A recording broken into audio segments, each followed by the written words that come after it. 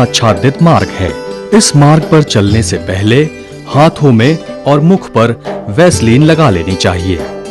इस मार्ग पर चलने से मिचली आती है, अतः खटाई, आलू बुखारा चूसने से आराम मिलता है। ये समुद्र तल से 12,000 फीट की ऊंचाई पर है। अतः विद्वानों ने इसका नाम पंचतरणी रखा है।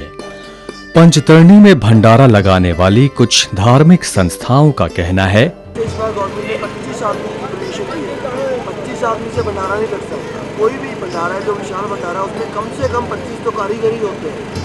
तो बाकी कार्य करता है, बाकी जो कार्य करता है वो मैनेजमेंट है, उसके भी 10 आदमी चाहिए। कम से कम 100 आदमी की परमिशन भंडारे वालों को देनी चाहिए। और सबसे बड़ी समस्या है यहाँ हमें सामान लाने की। हमें घोड़ों के ऊपर सामान लाना पड़ता है और हमारा कम से कम भी 3-4.5 लाख रुपया घोड़ों के ऊपर खर्च हो जाता है।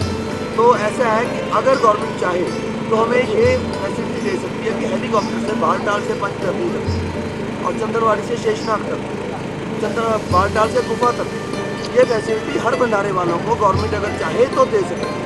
लेकिन बात यह है कि उसके चाहने से होता है, हमारे चाहने से कुछ नहीं होता।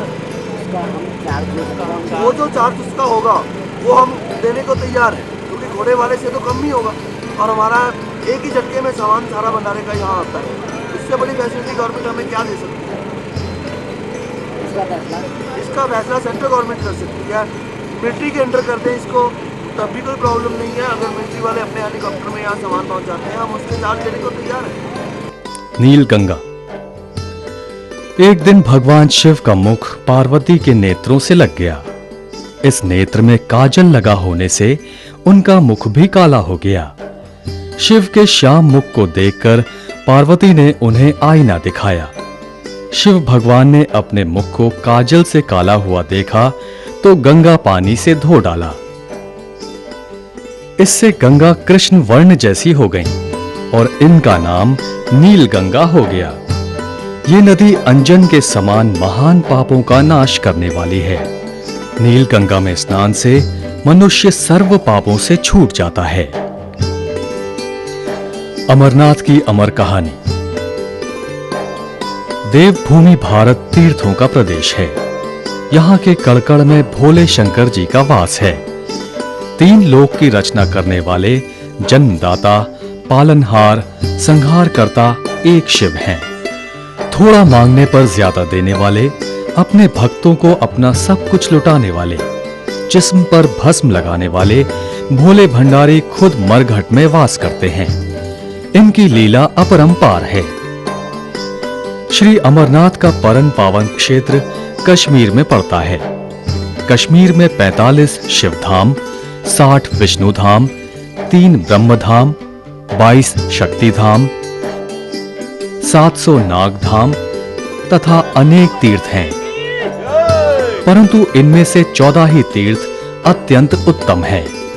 उनमें से एक है अमरनाथ, अर्थात बाबा बर्फानी का निवास स्थान।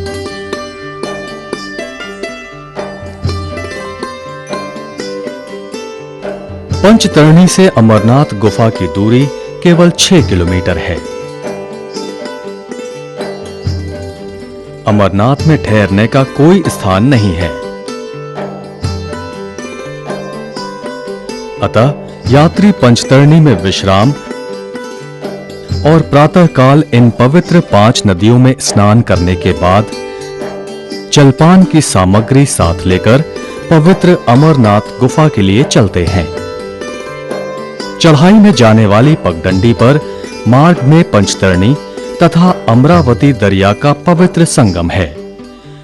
दोस्तों, ऐसा कहा जाता है कि भगवान शिव शंकर साल में एक बार बर्फ के शिवलिंग के रूप में अवतरित होते हैं और उस दौरान लाखों की संख्या में श्रद्धालु उनके दर्शन के लिए आते हैं। क्योंकि वो बर्फ के बने होते हैं, इसीलिए उन्हें बाबा बर्फानी भी कहा जाता है। यहाँ पर स्नान कर यात्री हर हर महादेव के जय घोष करते हुए अमरनाथ गुफा में प्रवेश करते हैं। सफेद भस्म को शरीर पर मलकर भगवान अमरनाथ का दर्शन करते हैं। गुफा में श्री भगवान अमरनाथ, भगवती मां पार्वती, तथा विघ्न हरण गणेश का पूजन दर्शन करके अमरनाथ की महिमा। ये कथा माता पार्वती तथा भोले शंकर जी का आपसी संवाद है। स्वयं भगवान शिव इस कथा को कहने वाले हैं, जिसे पढ़ने सुनने से प्राणी अमर हो जाता है। कारणवश खुद भगवान शिव ने इस कथा को श्राप दिया था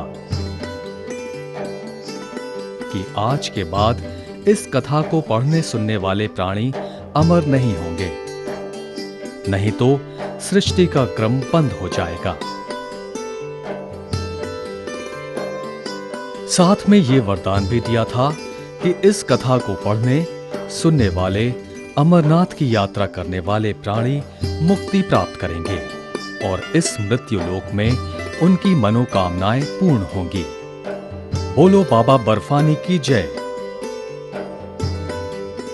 अमर कथा का रहस्य।